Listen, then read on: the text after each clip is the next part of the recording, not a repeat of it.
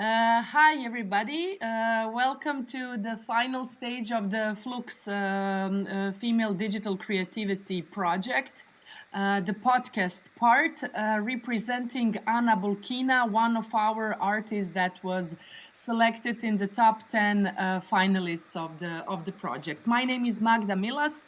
I'm representing Alice in Blockchain's nonprofit association. And yes, today here with me is Anna. So, hi, Anna. Hello, Magda. How are you? Great. Happy to have you here with us. Thank you. Likewise. I'm very happy and grateful to be here with you. Thank you so much. So, Anna, maybe to start with a short introduction by your side, and can you maybe describe to the audience who you are and what do you do? Sure, absolutely. So my name is Anna Bulkin, as you already said.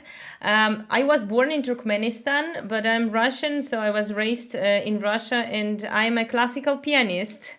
Wow, And yeah, I read it. I read it somewhere. And so, for many years, my entire professional world revolved around performance. So, I was following the normal, usual concert pianist path. So, concerts, competitions, traveling from one engagement to the next. So, on paper, I had built exactly the career I wanted. But let's say at some point it started to feel a little narrow and not disappointing, just a little bit limited. And I felt there was something in my musical experience that simply didn't fit inside the traditional format of a concert. For as long as I can remember, when I play, I don't experience music purely as sound. So I always needed to create, to imagine some visual, some image, or to create a story in my mind, or it's more like a film or something. So I see it in a way that isn't dramatic or mystical, but it's just how my brain works. And I feel music as space, motion, texture, sometimes almost as an architectural environment. So I used to think everybody had that, but over time I realized it was quite personal. And I participated in some very experimental projects where I was asked to create something visual alongside of my performance, and that's how the simulacra was born. So simulacra is the name I eventually gave to that inner visual world, the world I enter when I play. Wow, nice. And and so trying to give it trying to give it like some sort of frame. I created an Art Bita Studio, which is the platform to explore how the world can be shared with others. So how my inner world can be shared with others. And my artistic practice now sits at the intersection of classical performance and visual, technology assisted storytelling, and performance, and the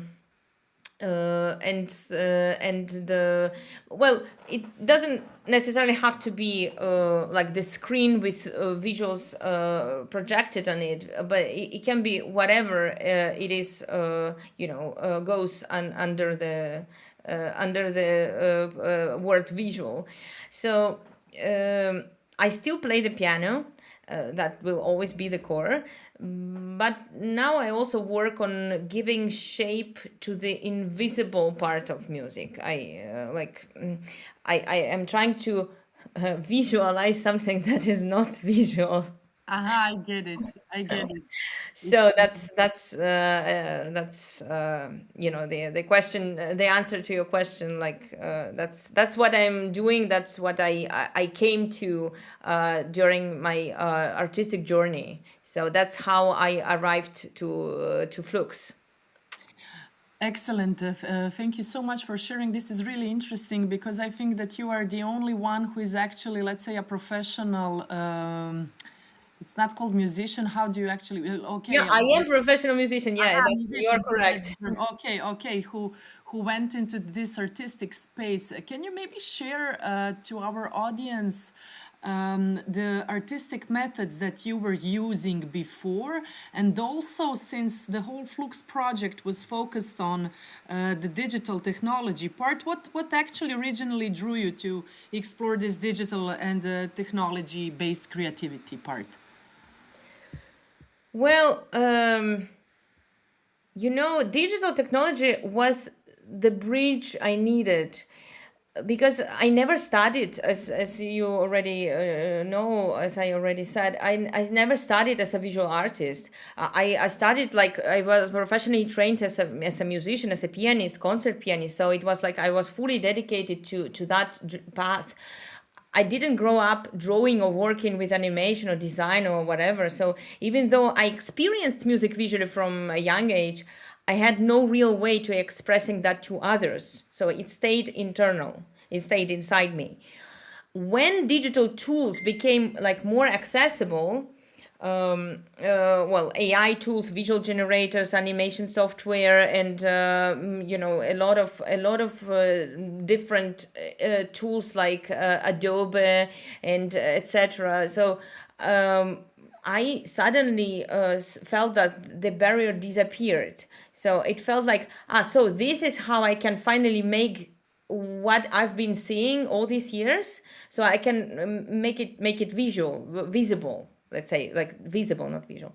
So technology doesn't change how I hear music, but it gives me a language to translate what was previously untranslatable. And I can build shapes that grow out of harmonic change, create motion that matches physical sensation or phrase, or you know, tell the story, or design a visual environment that reflects the emotional space of a piece. It doesn't, again, it doesn't replace the music, it doesn't decorate the music, it doesn't accompany the music, it just extends it. It allows me to reveal the part of the musical experience that usually remains hidden. For me, that's the gift of digital tools. They opened a door I simply could not open before. So that's how I see the digital tools. So that's how I imagine like technology, how technology can help me to do what I do. You said it so nicely, actually, as a tool which helps you express the part where you feel and sense the music, like an extension, where actually the musical part becomes visually represented. What would you say when it comes to this artistic part, and you as a female artist? Have you maybe experienced some challenges? Actually, what challenges and which opportunities have you encountered in the digital creative spaces? Well, digital spaces are still defining themselves. I would say, like, they're pretty young. If we want to.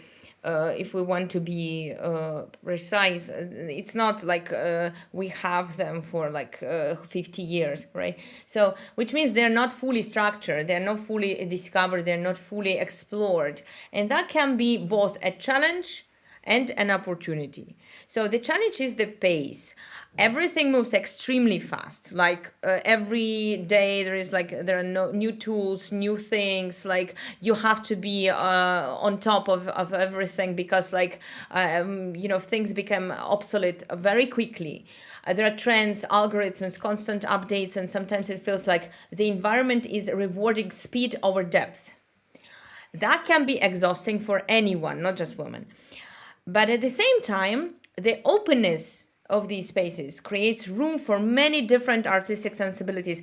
For example, what I observed is that women often bring a more layered way of approaching creative work. As a woman, we can manage many different tasks at once, right? Simultaneously, Yes, we can yes. do so many things. As a musician as well, like when I am playing piano, you have no idea like how many processes simultaneously run into my inside my mind. So I have to control everything. I have to control what is going to happen like in 2 bars, in one page, in half an hour, because sometimes one piece can last 45 minutes, etc. So as a woman and a musician, so I can bring more layered way of approaching creative work, a way that pays attention to relationships, to meaning, to emotional coherence, not only to technical achievement. So this isn't about men do this, women do that. Is simply that many women I've met in digital art approach their work through connection and interpretation, not just through execution. I don't know if I explain myself well. So I think there is a real need for that balance. Digital art can become overly technical very quickly. Bringing nuance into it, bringing emotional intelligence into it, strengthens this space, I think, rather than dividing it. So that's gonna be like my statement about it. So, like, I think women can bring a lot to the table, and so I think just because of our nature, and particularly if I talk about myself, the fact that I am a musician, that I am a performer, and I'm performing not like violin or I don't know, or flute. I perform piano, like I play piano. It makes me more advanced, actually, in a digital creative space. Excellent. You said it. You said it really, really nicely.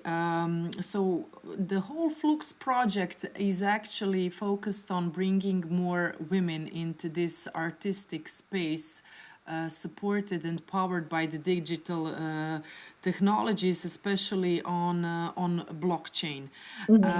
What would you say actually did the Flux project? You said that you chose the all the digital technology part in a way of expressing your musical and the musical, the audio part as an expression, like an extension. But can you share maybe how did participating in the Flux project impacted all the artistic work and the perspective that you did previously?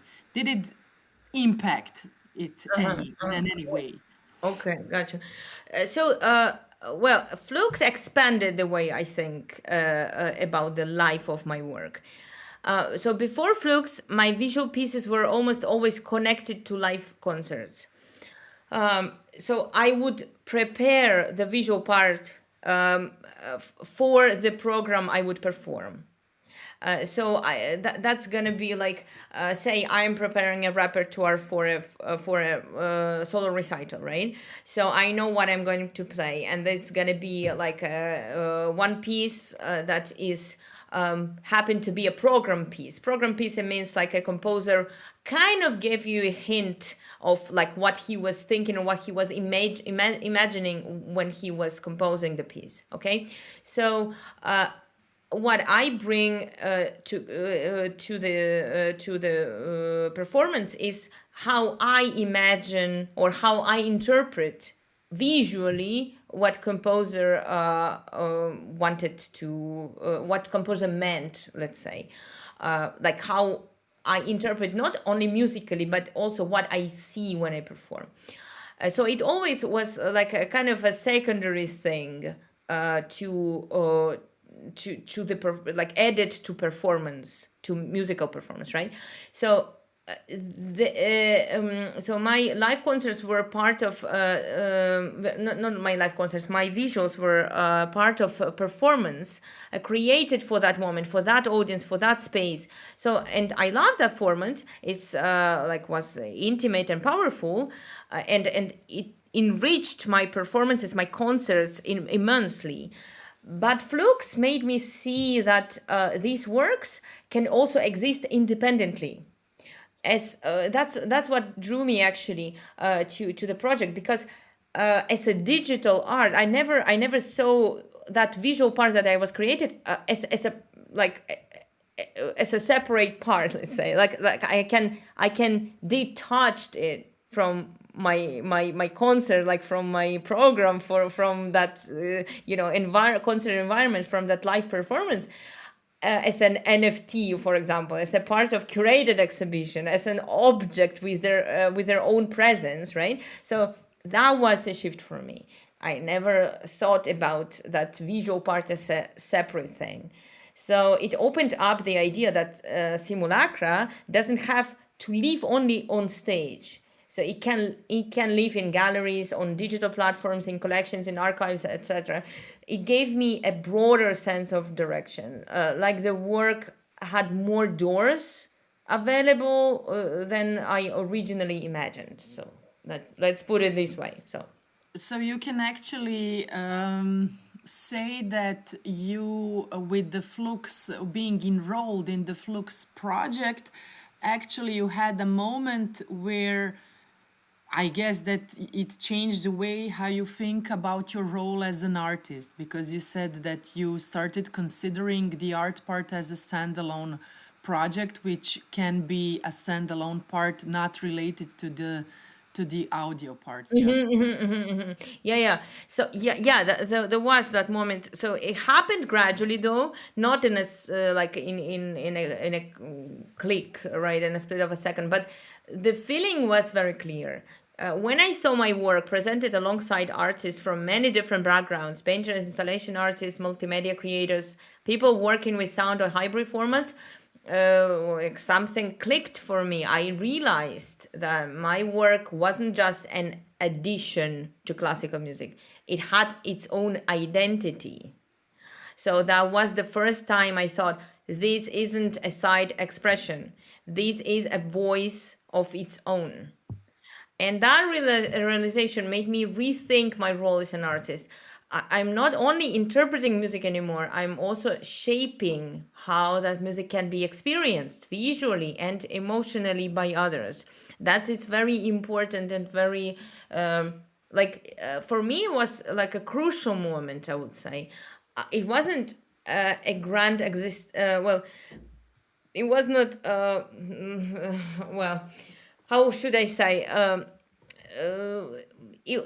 From one side it was very important what I saw and experienced, and from the other side, well, it was not something that would like change my life, like something that you would say like, okay, now I'm going in a different direction. No, but it's more like a shift in a perspective, but that shift mattered, you see. So it was not mm, so it didn't change me as an artist. Like, I'm still a pianist, I'm still a musician, I'm still like, my source of inspiration is always music.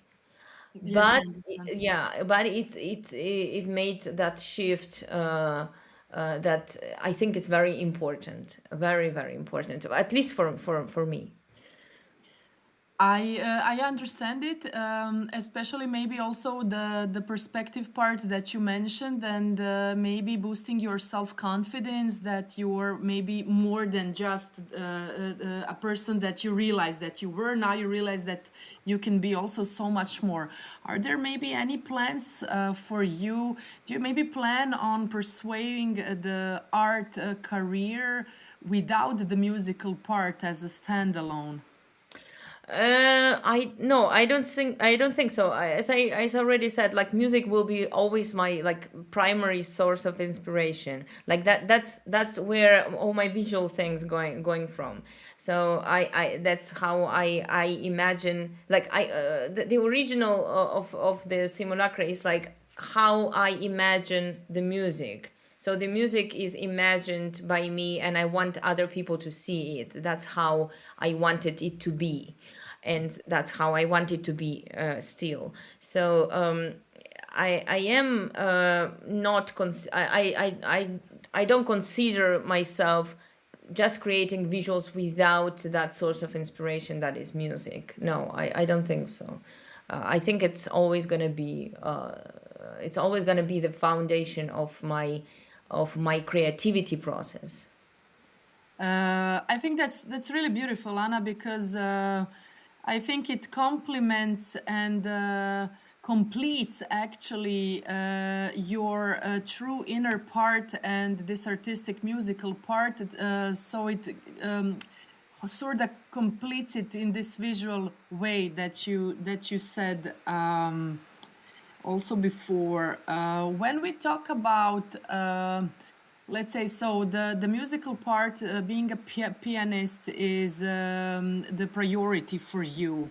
When it comes to expressing in art and visibility, does this digital creative part and the whole ecosystem help with your visibility? And what does visibility mean to you in this today's digital creative ecosystem? Well, visibility is a tricky word in digital spaces because it often gets reduced to numbers, likes, like views, reach, engagement, etc. It's like, for me, it's not real visibility. Real visibility for me is when the work lands in a place where it is understood, where someone recognizes the intention behind it, not just the aesthetics. You see, digital platforms move quickly, and it's easy to get caught up in the pressure to be seen constantly. You see, like you kind of get dependent on the digital platform, that you need it to be to get the visibility, and so if you don't get the enough likes or views, right, you get upset, like people don't like me, or they don't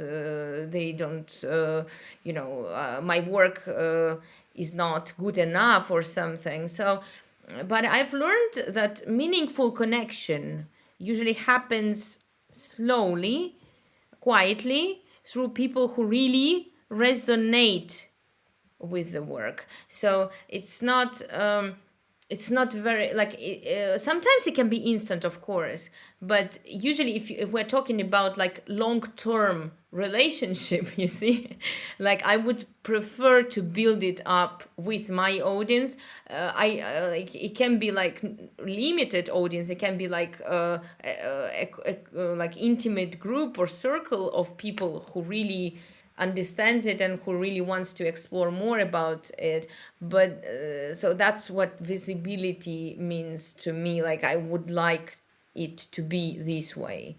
Like I don't care about having like 1 million views on what, like it would be nice, of course, but I would not like put my life into it. Like I would not sacrifice that's how I want to put it up. I would not like to sacrifice anything for the visibility. If it happens, okay, I'm happy, of course.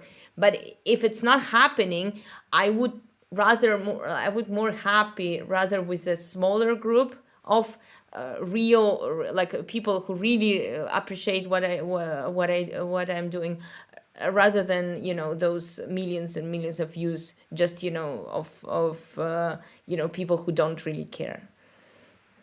Yeah, I fully agree with you, because I also see this visibility part as a strong pressure for, I believe, also younger audiences who grew up with all of these digital social media channels and etc.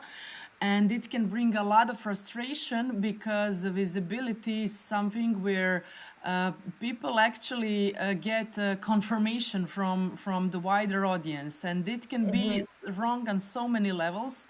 And I agree with you when we talk about the digital art, it's a really specific, let's say it's like a niche. Uh-huh. I agree with you, where only the ones who maybe appreciate and are aware of what does it mean. It actually, the audience is probably smaller. It's not for masses. And I also agree with you that it's more worth having a smaller but stronger, dedicated and true audience than having like millions of views of random people who actually don't maybe even understand this part. So, Yeah, yeah, uh, exactly. Yeah, I am, yeah, totally agree. So for me, visibility is not about chasing a large audience. It's about finding or being found by the right audience. So the right audience, let's say in marketing, you say target audience. So yes. that audience that really resonates with your work, with your art, with your projects, etc., with what you are doing. So I would cherish that audience rather than millions of views from random people who don't care. I believe that that's actually the only, the healthiest way of looking on things and staying focused on what you do the best. Because when you start focusing on gaining likes and clicks and the visibility part, you can easily forget about actually what your focus are. And I guess that a lot of people actually who are involved in this influencing social media visibility space forget about being themselves because they're chasing likes and trying to actually be liked by random people and by masses, and that this is where you lose your uniqueness, I would say. Yeah. So, can you maybe share a little bit more about what are you currently working on, and what do you see as the next step in your artistic career? Well, right now I am developing new simulacra pieces and expanding Art Bita Studio, into something bigger than I originally imagined. What Right now at the moment, what interests me most is creating experiences that bring people together. So I am very much inspired by this idea, not just as spectators, but as participants inside a shared emotional and artistic space. There was one open call where I participated. Well, I didn't win, but I created a project for that open call, where the core of the project was the shared experience. And when I was working on that project, I actually realized like how important it is and how much music can bring to make it happen. For example, all those great pieces like Ninth Symphony by Beethoven, or Turangalila by Messiaen, or Prometheus by Scriabin, or Karl Orff, the Carmina Burana. All these pieces, orchestral pieces, like so many people on stage, when they are making music together, and the audience is like resonates with the music and with all the people that are creating music together on stage, it's such unique experience that I don't know what can be rival to these. I mean, all these concerts of the pop stars with all the like light shows, etc., etc. It is I would say it is some sort of thing that I'm talking about, but the quality of the music that brings people together is different. Like classical music, it's a different quality music, let's say. So I'm becoming, I say, more ambitious about this scale. So I would like to scale my work. So I would like to create immersive work for large venues, even like stadiums or arenas where thousands of people can enter, a collective experience built from classical music, plus visual environments and digital structures, of course. But that's what I'm dreaming of. So my long-term vision is to build spaces, both physical and digital, where people can step inside music rather than just listen to it, and stay in that experience together. So they are not just resonating with the music; they resonate with each other.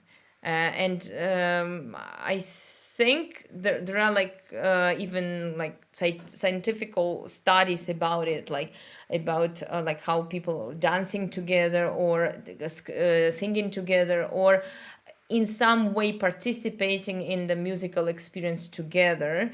So it changes completely. Let's say like a cultural experience together brings people on a different level of connection.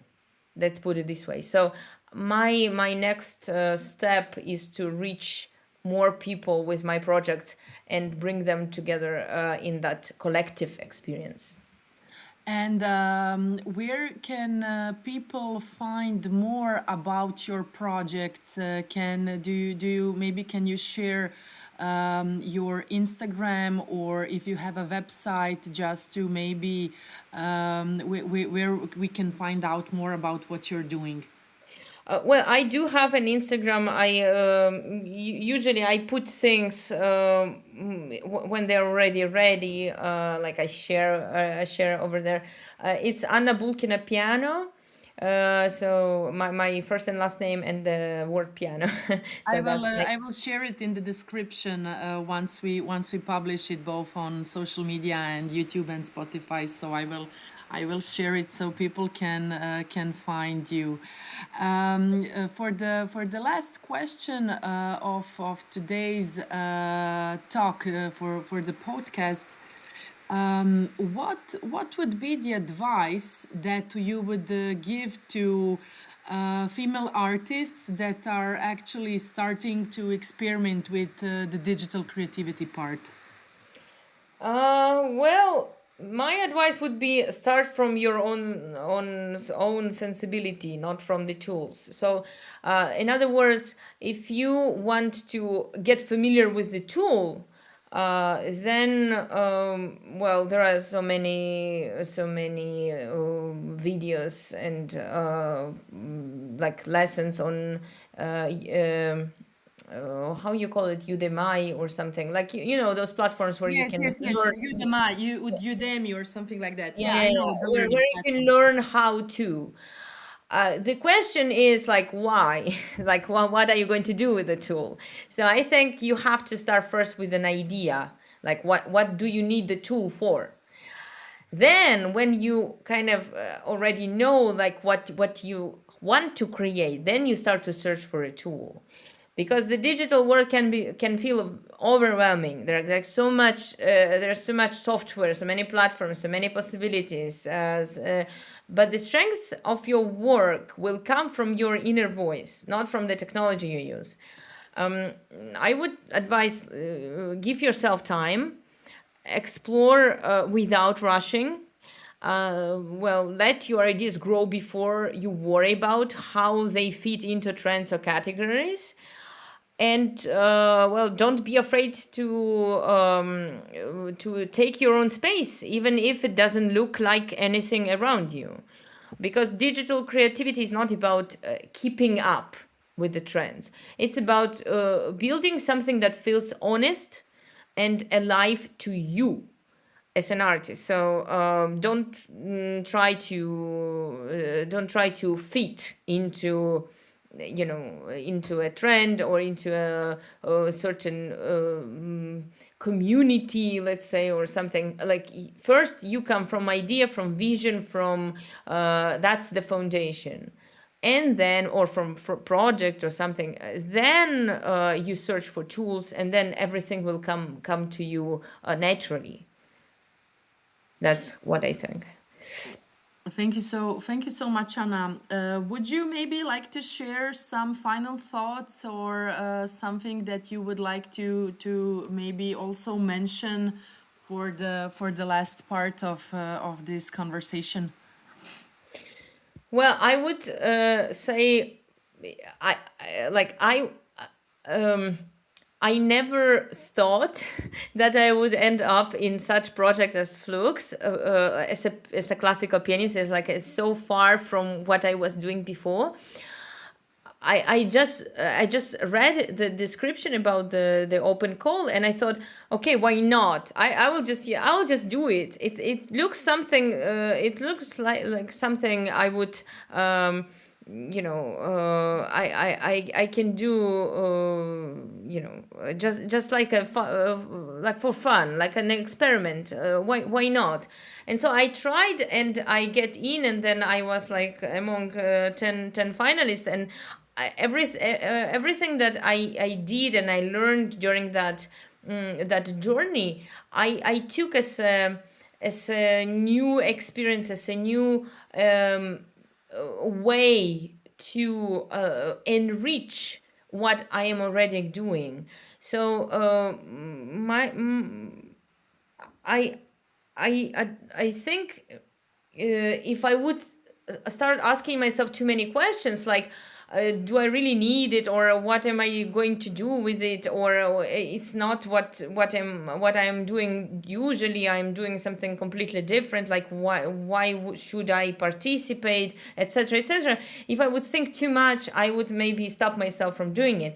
But I'm so glad that I didn't think too much. I was just like doing it. And while I was doing it and learning and working on the final project for Flux, I learned so much about myself and about artists that were holding classes for us, and other people like around the project that were so helpful and so open minded and so so inspiring. And I thought, well, I would I would really if I would not participate, I would lose so many things. I would lose so many opportunities to learn about myself, to learn about others, to learn about like what can I do more with my projects and with my art and with myself. I think you should keep trying different things. You should keep searching for different things. You should keep be curious. Let's put it this way. It's like I my not advice, but how should I say it? I would, yeah, I would mm, Recommend uh, or yeah, let's say I would advise, yeah, okay, I would advise to stay curious. Yeah, for artists is essential, it's crucial to stay curious. Don't ever stop being curious, don't ever stop asking questions, don't ever start going out of your comfort zone. yes, Don't, that's what I wanted to say, the yeah, comfort zone. yeah, comfort zone. Yeah, that famous comfort zone. Don't ever stuck in it. It's feel comfort, comfortable. Yeah, but you should always try. Those paths that are unknown, and go and explore and see where it takes you, and maybe you will find something that you would never find otherwise. So that would be my final thoughts. Thank you so much. I have to say that I'm really happy to hear that you have a positive feedback and that actually the whole Flux project impacted on your, let's say, personal life and how you see yourself and how you think about yourself. As one of the organizers of the project, I have to say that we put a lot of effort into thinking how to write, from the beginning, the open call. So I was involved in writing the open call, and my first question, because the whole project was aimed for artists, Mm-hmm. and since I'm not I'm not part of the, art society. I'm Mm-hmm. actually, I graduated, I'm working in the financial sector, and I'm representing the technology part, the blockchain, the Allison Uh-huh. blockchains part. So my part was the academy part. And when I Uh-huh. was writing the open call, actually, my first question was, okay, what is the definition of an artist? Who are Mm-hmm. we targeting here? Mm-hmm. So, and then everybody, the guys from the team from Labin Art Express, Museum of Transitory Art from Ljubljana, Meet Digital Culture Center from Milano, we actually started thinking about the definition of the artist. Is it somebody who finished, the art school? Is it a Mm-hmm. random person who, is a photographer or also an artist? So this is where we decided to structure the open call in a way that we can target all the people, all the ladies, the female part of the society who considers themselves as an artist, Uh-huh. you know? Uh-huh. So Yeah. this was really, really important. I have to say personally from my side, because I'm not involved in the art part. Uh-huh. And thinking about building the whole blockchain art academy was also thinking about how to bring more value to the artists, to the ladies that applied and enrolled in the academy, to have like first-hand experience shared from our mentors who are also not just in the technology part, but also doing the art part, the sales and marketing part, the AI, augmented reality, and everything that they doing so they can share the best from their side. So really Yeah. happy to see that it also somehow changed your perspective, because honestly I wasn't sure what to expect and how the whole project is going to be created, because it was also something new for me. Also it was a way of personally stepping also outside of my own comfort zone. So Yeah. Yeah, well, the way how the open call was put together actually caught my eye.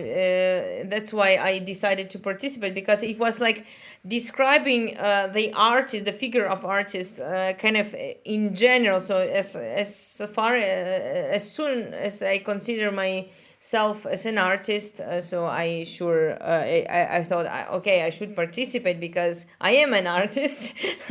And it's not only about, visual art, it's about also music, it's about, other disciplines. So